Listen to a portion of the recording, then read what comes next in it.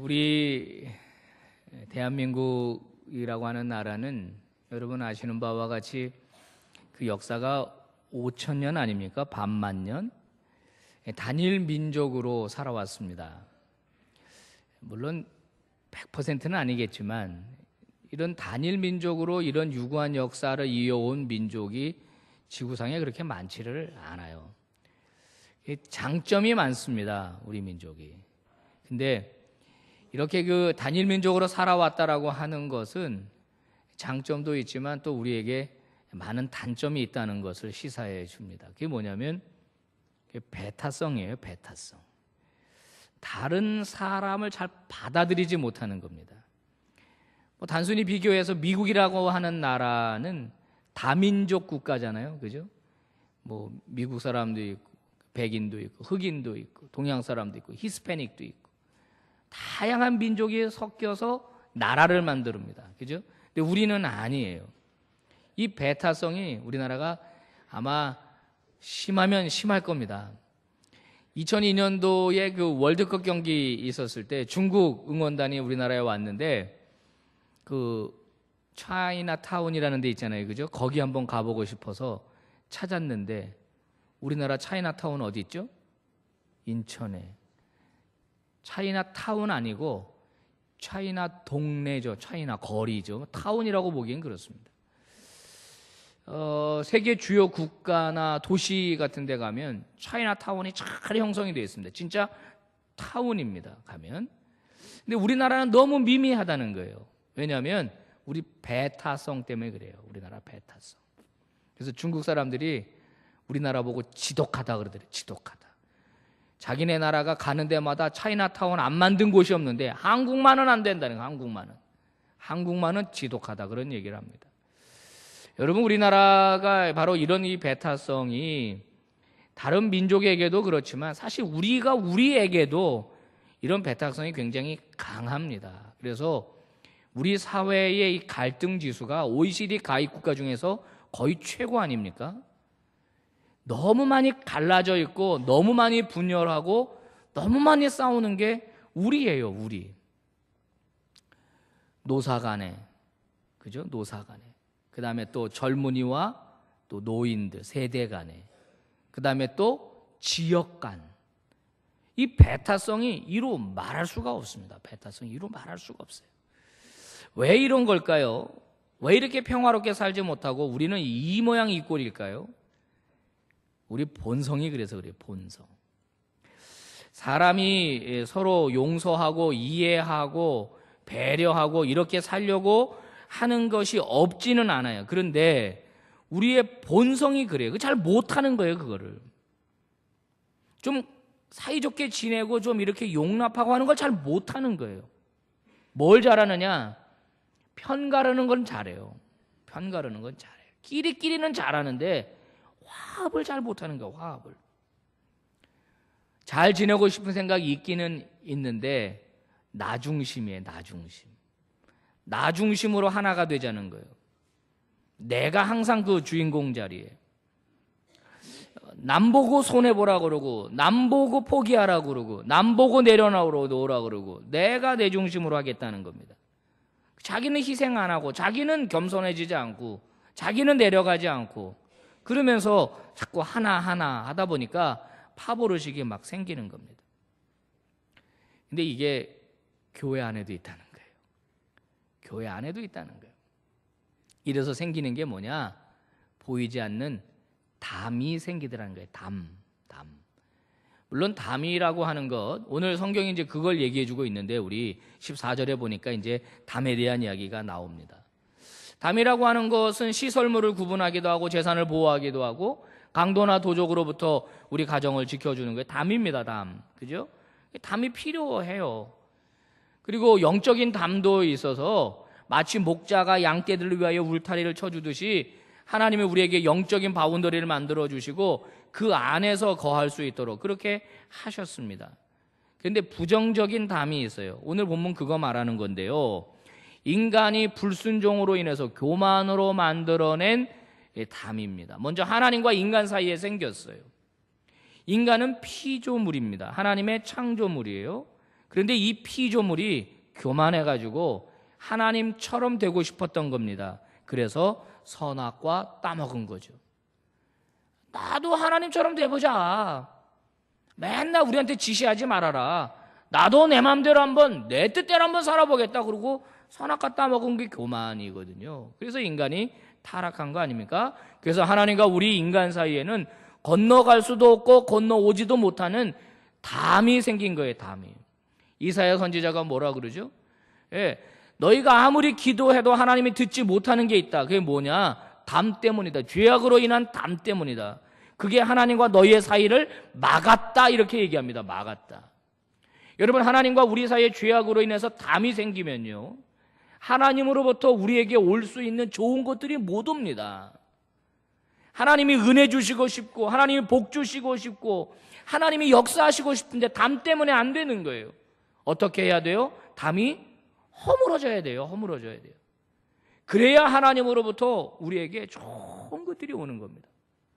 사랑하는 성도 여러분, 여러분과 하나님 사이에 담이 있는가 한번 생각해 보세요.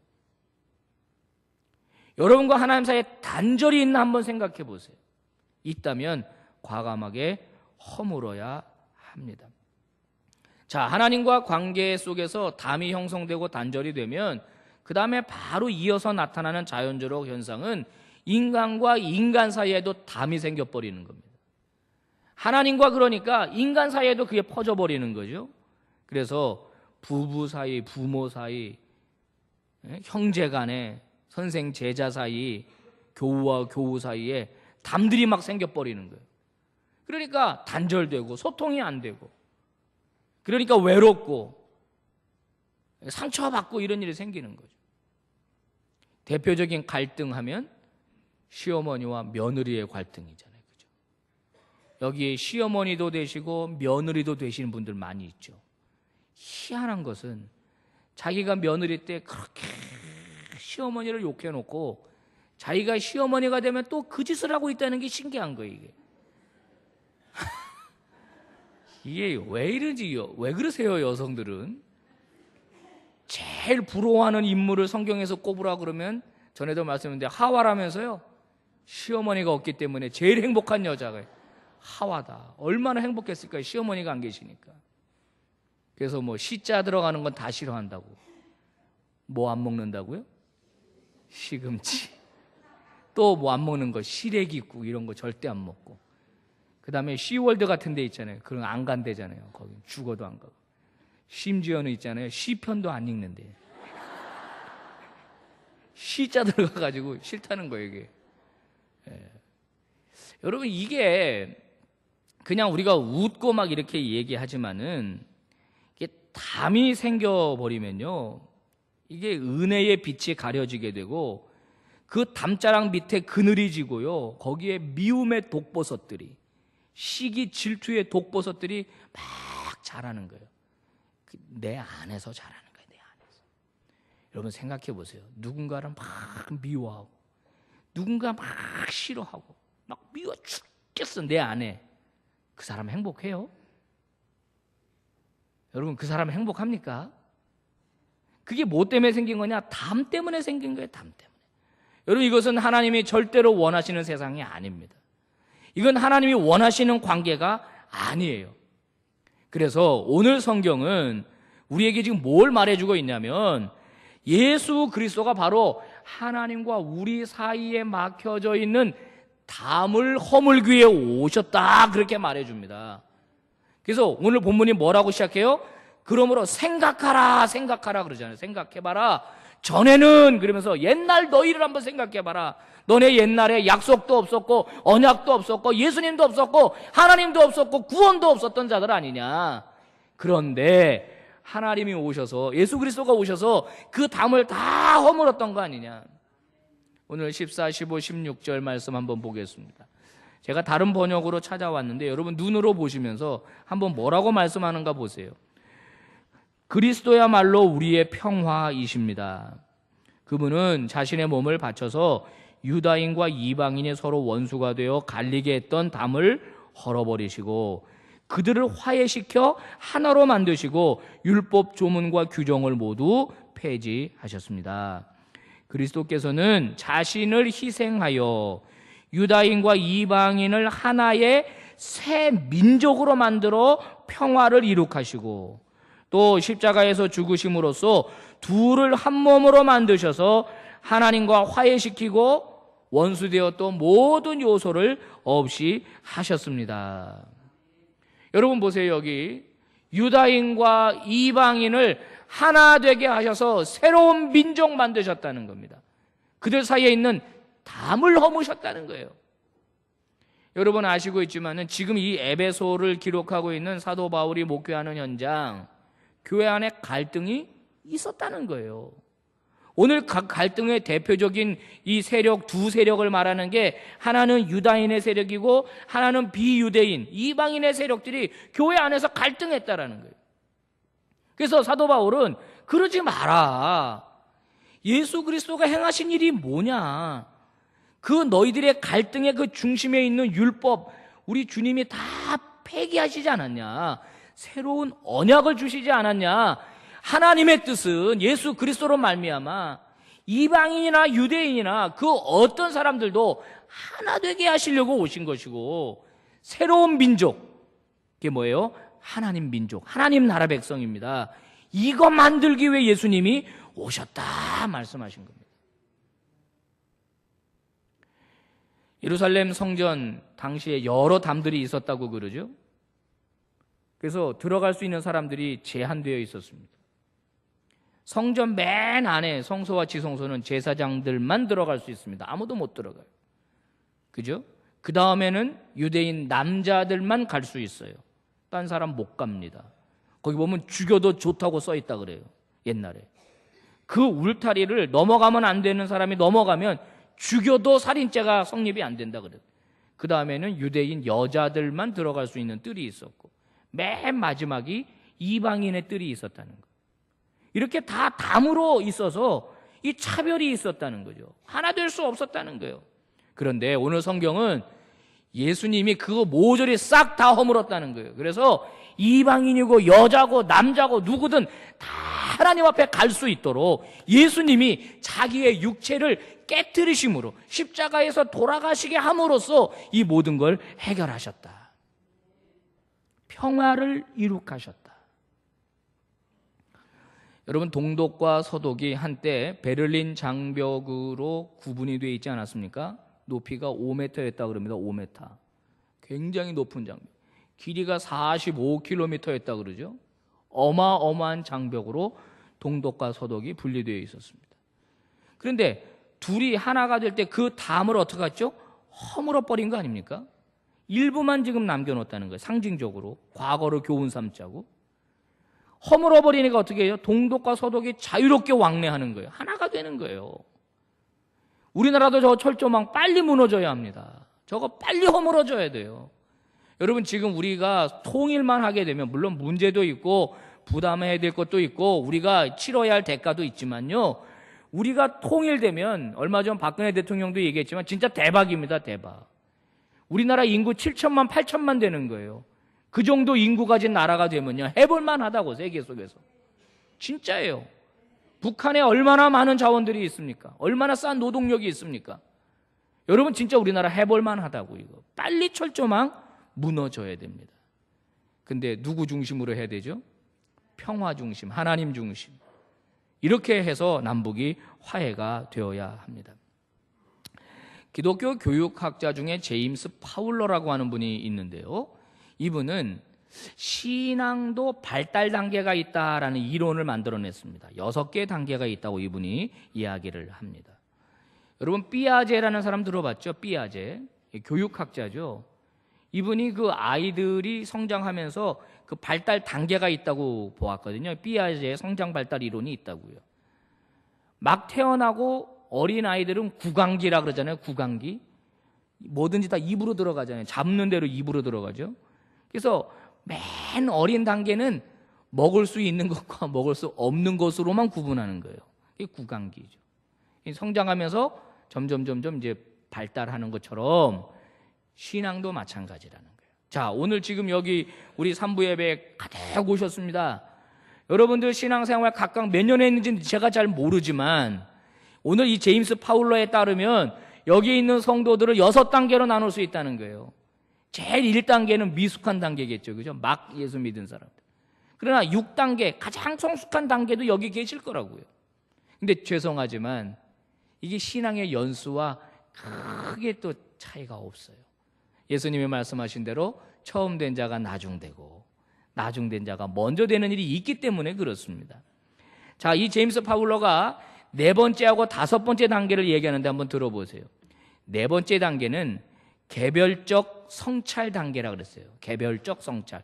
말이 조금 어렵죠. 개별적. 이게 뭐냐면 자기 중심, 자기 주체적으로 모든 상황을 판단하는데 시시비비가 분명하다는 거예요. 주로 청소년기, 청년기에 속한 아이들인데 얘네들은 흑백이 분명해. 그래갖고 아닌 건 아닌 거죠. 막 울분을 토하고 막 신경질을 내는 거예요. 저도 어릴 때 그런 경험이 있어요. 왜 꼭 목욕탕 가면 나이를 속이라 그런지 모르겠어요. 돈을 적게 내려고 꼭 목욕탕 가면 제 나이보다 아래로 얘기하라고. 그래서 키가 안 컸나? 이거 막 울분이 나오는 거예요. 울분이 막 울분이 나오는 거죠. 개별적 성찰 단계, 개별적 단계가 있다는 거죠. 옳고 그름이 분명해야 됩니다. 위험성은 자기 중심에 사로잡히고 다른 사람을 바라보는 눈이, 다른 사람 바라보는 눈이 아직 안 생기더라는 거예요. 5번째 단계는 결합적 신앙 단계다 이렇게 말씀하셨는데 이제는 성숙한 눈으로 세상을 바라보게 되는 겁니다. 세상에 모순도 있을 수 있다. 모순도 받아들이는 거예요. 흙과 백으로만 재단할 수 없다. 옳고 그름으로만 재단할 수 없다. 그래서 매사에 시시비비를 가리려고 하고 갈등을 조장하는 사람들, 이런 분들은 파울러에 따르면 아직 청소년기 단계, 4번째 단계에 머물러 있다라고 하는 거예요.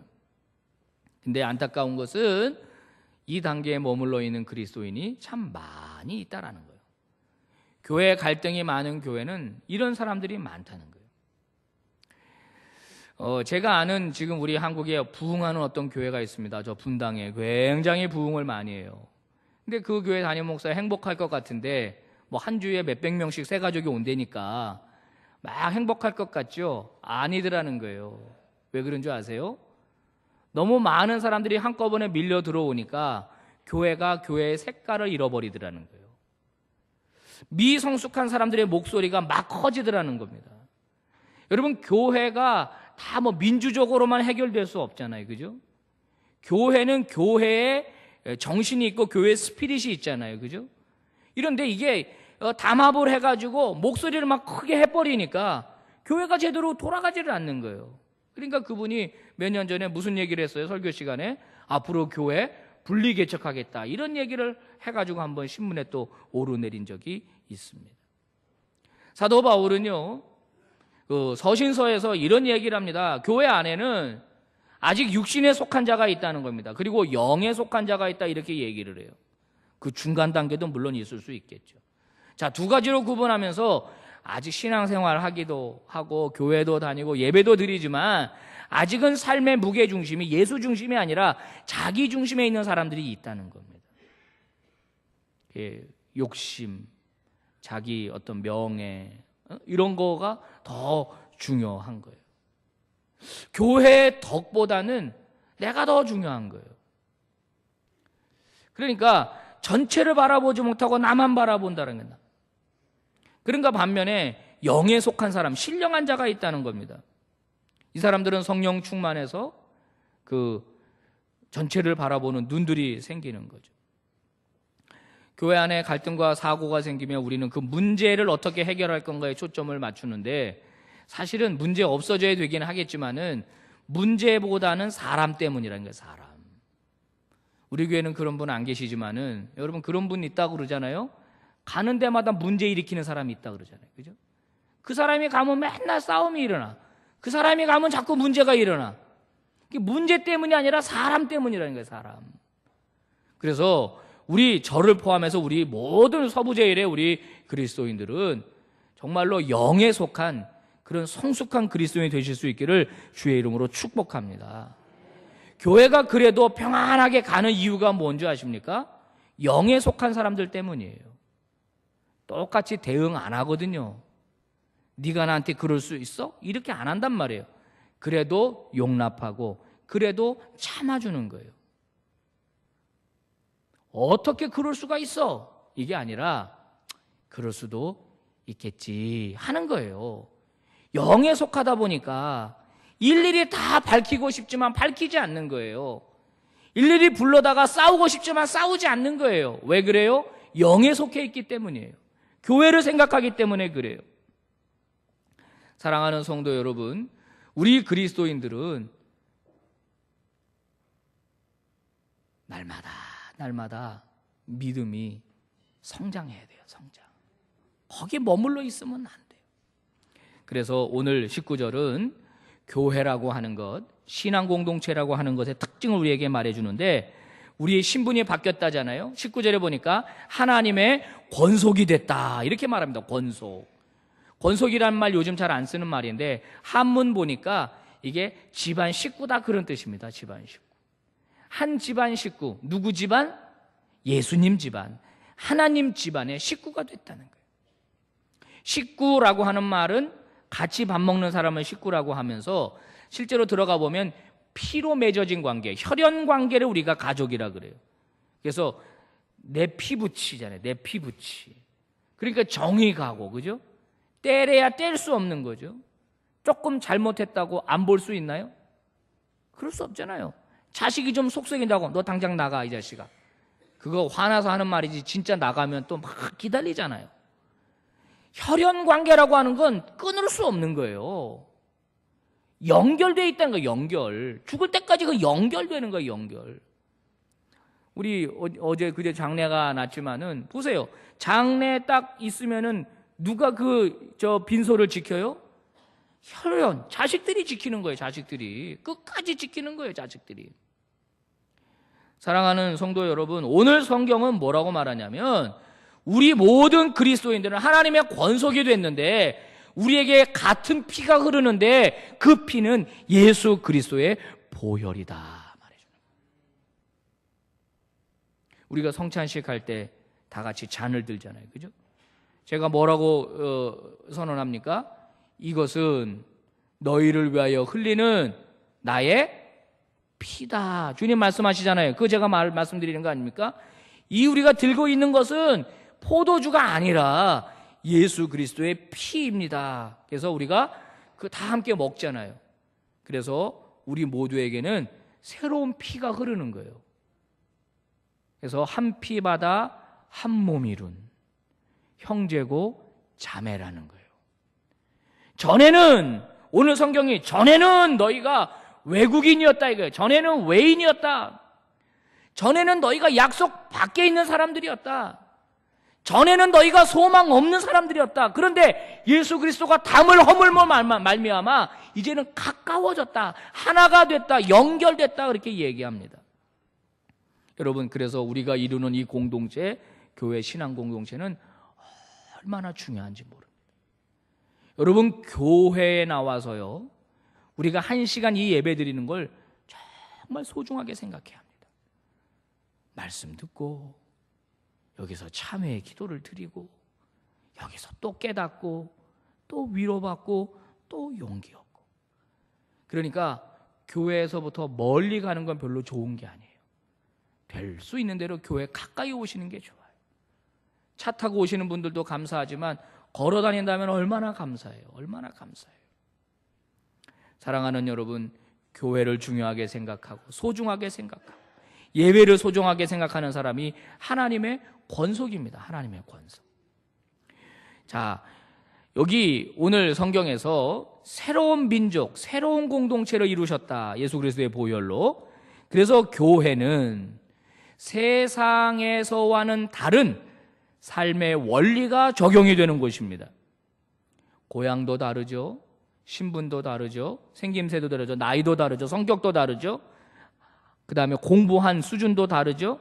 다 달라요. 재산도 다르죠.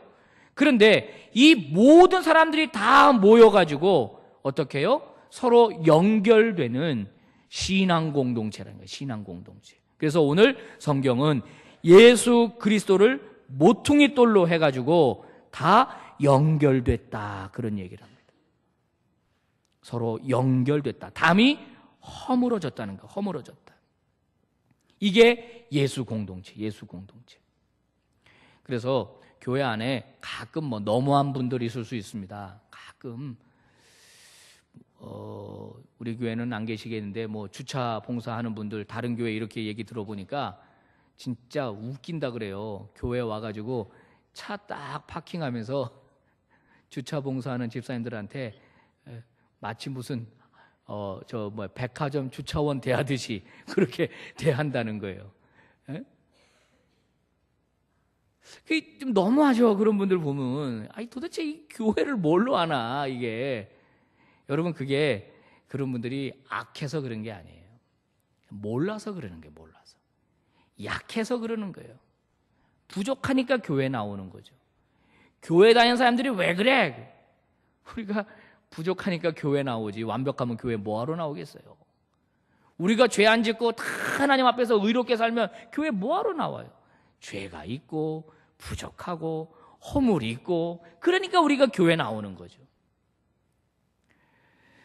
사랑하는 여러분, 함께 보듬는 것이 중요합니다.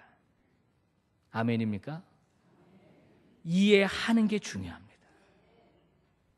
속상해도 참는 거예요. 그게 중요한 겁니다. 전에도 한번 말씀드렸는데 캘리포니아 미국에 가면 레드우드 국립공원이라고 있다고 그러지 않습니까? 거기에 가면 우리 지구상에서 제일 키가 큰 나무들이 거기에 군락을 이루면서 거기 서식하고 있다 그래요. 나무의 높이가 어느 정도냐면 거의 100m. 그러니까 저 끝이 안 보이는 거예요. 제일 키 큰 나무가 아마 제가 볼 112m로 기억하고 있어요. 세계에서 제일 커. 그리고 이 나무 밑둥은 10여 미터에서 20m가 되니까요. 어떤 사람이 거기 이렇게 나무를 안고 사진을 찍었더라고. 꼭 매미 붙은 것 같아. 그 정도로 나무가 큽니다. 자, 여러분, 이 삼나무, 세콰이아과에 속하는 이 나무, 수령은 2000년 된 것도 있다 그래요. 예수님 당시부터 살았다는 거예요.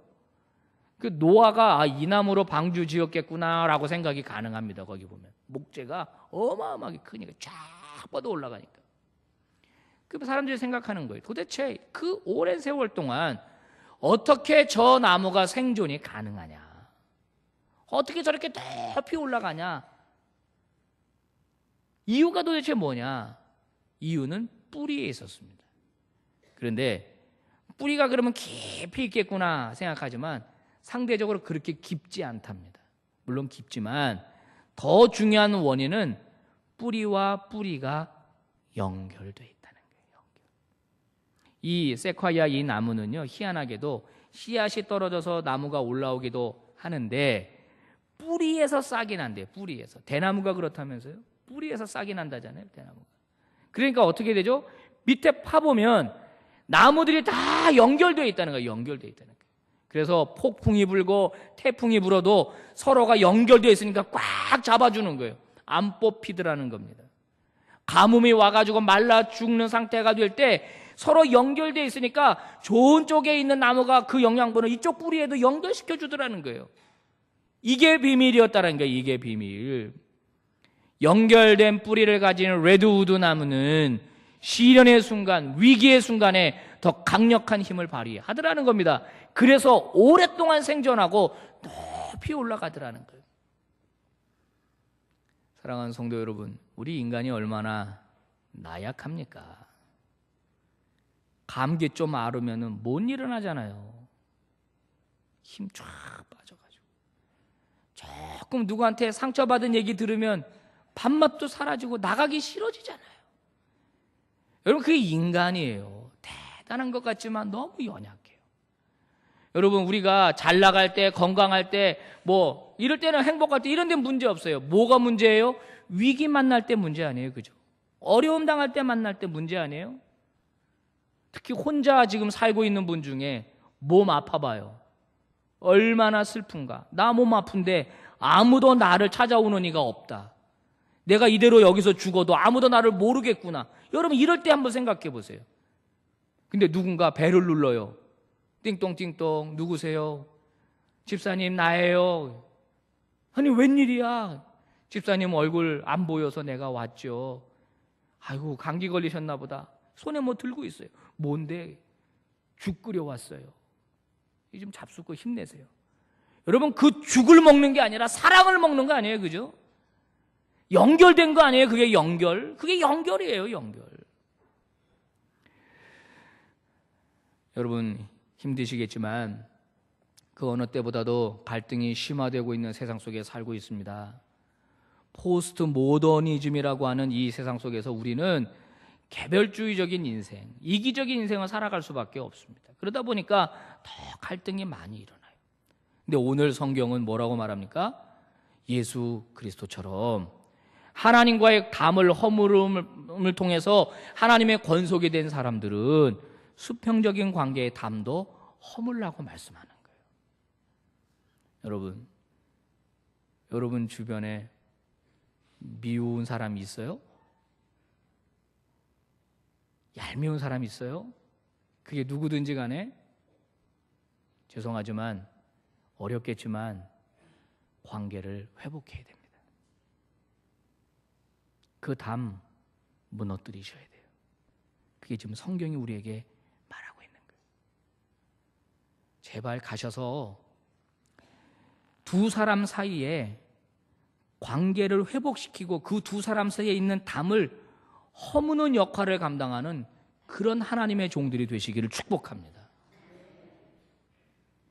여기 가서 이 말 전하고 저기 가서 저 말 전하고 서로 싸움 붙이고 나쁜 말 전하고 더 붙여서 전하고 성도 사이를 막 갈라놓는 그런 사람 없기를 바랍니다. 우리 그리스도인들은 화목하게 하는 직분을 가진 사람들이에요. 그러니까 누가 둘이 싸우고 갈등하면 그 사이에 들어가서 어떻게 해야 돼요? 중재해야 되는 거예요. 중재. 싸움은 말리고 흥정은 붙여라. 우리나라 좋은 속담이 있습니다. 봄철에 모내기를 할라치면 바짝 마른 논바닥에 물을 댑니다. 그러면 저수지로부터 흘러나오는 뚝을 툭 트는 거예요. 물이 콸콸콸콸콸 쏟아져 들어오는 거죠. 논바닥에 물이 쫙 들어오는 거예요. 그럴 때 나만 하는 게 아니라 옆에 뚝도 터주는 거예요. 그러면 옆에 뚝으로도 들어가는 거예요. 옆으로 은혜의 강물, 축복의 강물, 하나님의 그 은총의 강물들이 우리 인생에 가득하기를 바랍니다. 그리고 우리 주변에도 그 은혜가 흘러 넘치도록 하는 그런 믿음의 종들 되시기 바랍니다. 올해 우리 공동체가 받은 말씀 여기 현수막에 붙어 있습니다. 이로써 너희가 서로 사랑하면 이로써 모든 사람이 너희가 내 제자인 줄 알리라. 서로 사랑하는 친밀한 공동체, 예수 공동체. 여러분 그럴 때 우리 교회가 세상이 대안이 될 수 있습니다. 세상이 관심 갖고 오고 싶은 교회가 되는 거예요. 담들을 허무시고 은혜 가운데 하나가 되시는 믿음의 종들 되시길 바랍니다. 기도하겠습니다. 그는 우리의 화평이신지라 둘로 하나를 만드사 원수된 것 곧 중간에 막힌 담을 자기 육체로 허셨느니라. 아버지 예수 그리스도의 십자가로 말미암아 저희들이 하나님과 원수가 아니라 하나님의 권속되게 해주신 것 감사합니다. 우리 사이에 막힌 담도 허물어 버려라. 예수 그리스도를 모퉁이 돌로 하여 서로 연결되어 하나님의 전을 지어가라 오늘 말씀하셨습니다. 우리 서부제일의 신앙 공동체 성도들과 성도들의 사이 막힌 담이 있다면 과감하게 허물어 버리는 말씀에 순종하는 종들 다 되게 하여 주시옵소서. 용납하고 이해하고 용서하는 일들이 교회 구석구석 많이 일어나게 하여 주시옵소서. 예수 그리스도의 이름으로 기도 올리옵나이다. 아멘.